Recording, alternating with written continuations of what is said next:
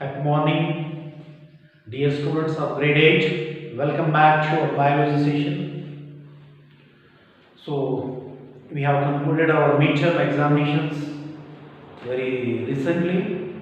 So, I am very quite happy with your performance you have done in the midterm examinations which are recently concluded. Now, we are supposed to continue with our session. So, we are here to discuss about children blood groups. For the first time, a scientist known as Karl Landsteiner. A scientist Karl Landsteiner in the year of 1900. What he has done? Children, we know blood. We call blood as a fluid connective tissue. What we call? This we call as a, it's an example of connective tissue. What kind of tissue of our body? Is a fluid connective tissue. Because it exists in liquid state and it takes care of all the connectivity in our body organ. So it is called a connective tissue. Blood is an example of connective tissue of our body.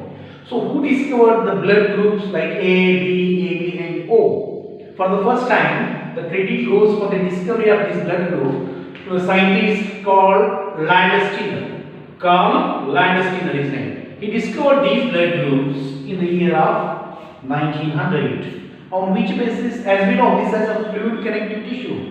And the study of blood, what we call hematology, a branch of biology in which we study about blood and its components, is hematology. So hematology is a branch of biology. In this branch, it deals with study of blood and its components. So we know the blood and its components. When a sample of blood is taken in a test tube, suppose you have taken a little 5 ml or 10 ml quantity of blood in a test tube, and the mouth of the test tube is kept open. When the moment the blood which is present in the test tube exposed to the air, the liquid state of this blood turns into semi-solid due to exposure to the air. The liquid form sample present in the blood turns into semi-solid form.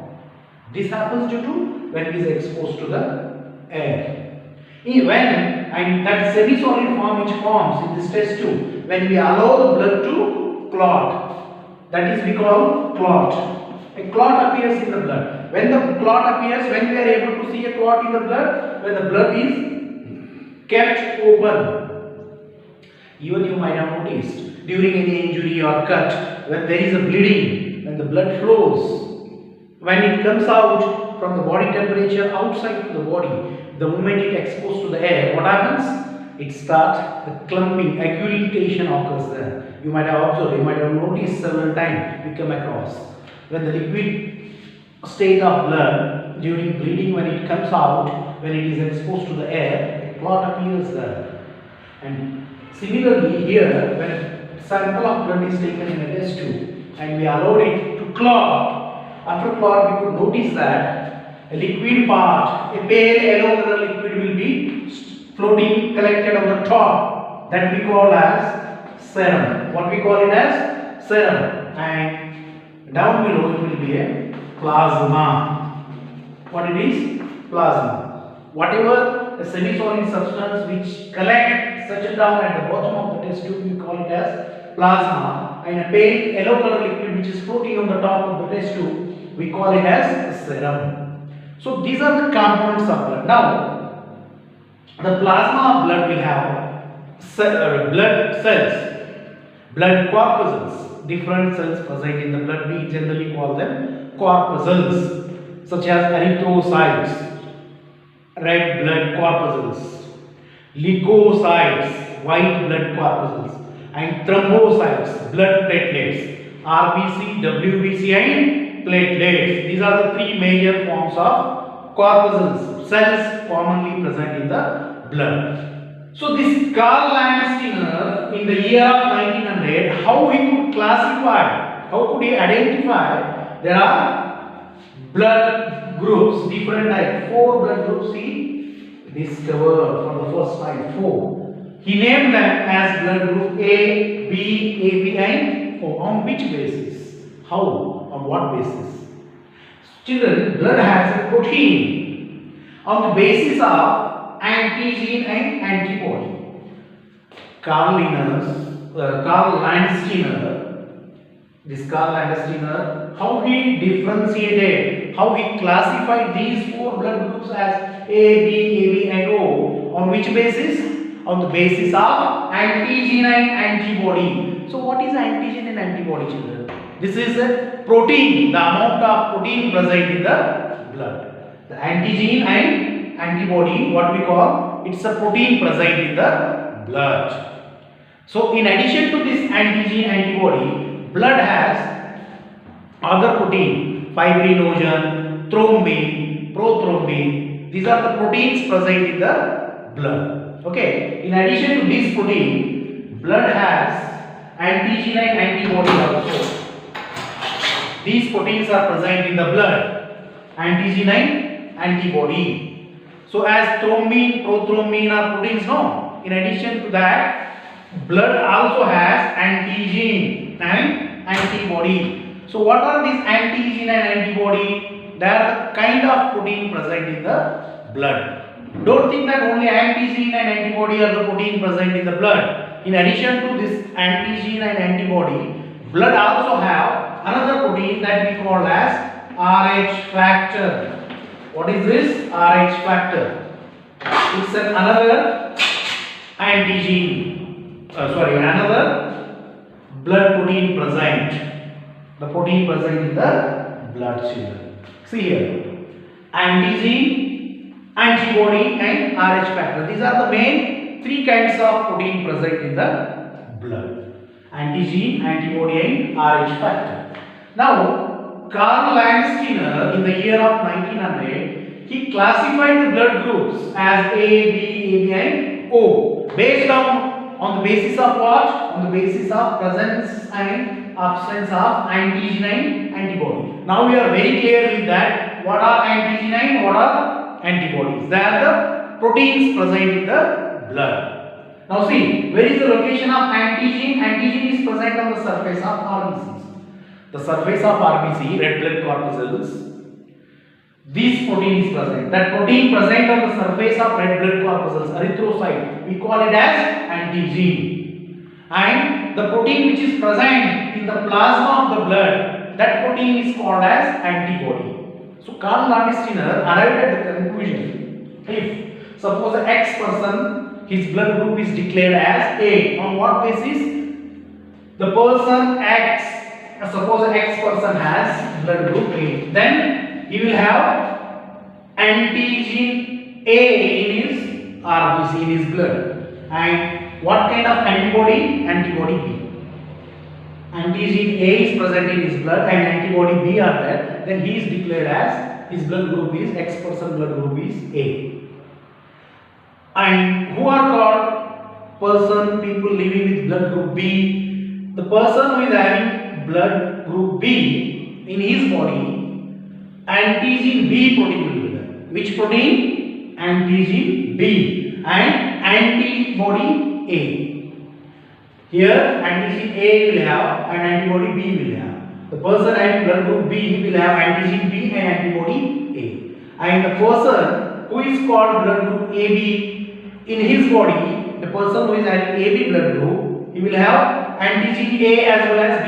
Both the antigen, this protein is formed in his RBC, but he doesn't have antibodies. There are no antibodies either A or B or anything.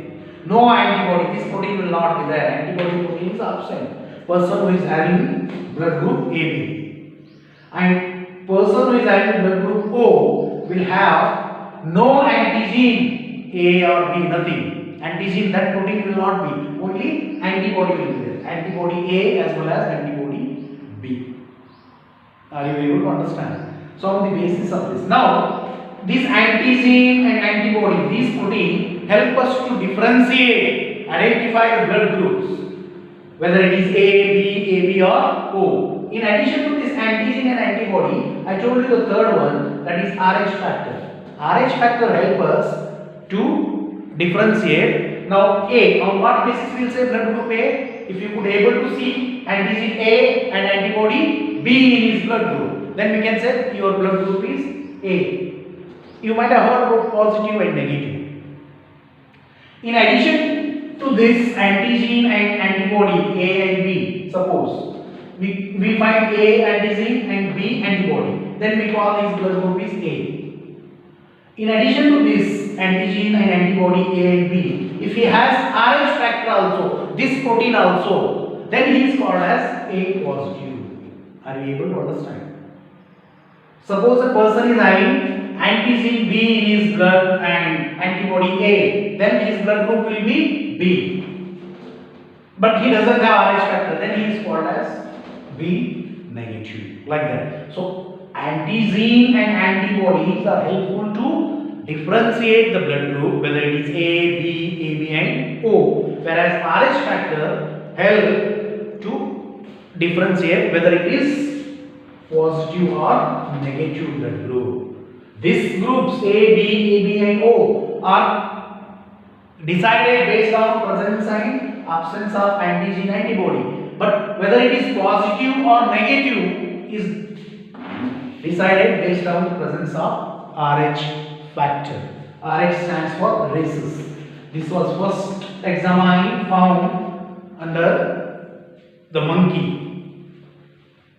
In the blood of monkey, RH factor, this protein was found for the first time. Therefore, it is called rhesus factor. It's a kind of protein, like antigen and antibody proteins are there. This is also a kind of protein. In India, 90% of population is living with RH factor. That means the 90% of Indian population has RH factor in their blood. That means they will have positive. So here, children, see, if person is having blood group A, if he is in need of blood due to accident or due to if anybody is in need of blood during the surgical operations or anything, when someone is in need of blood at that time, what happens?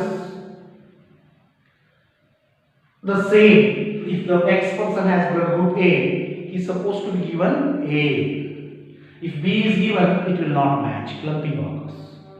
See, a person having A can donate to A, person having B can donate to B, and he can accept from B. He can donate as well as accept from B. Now AB are called universal recipient.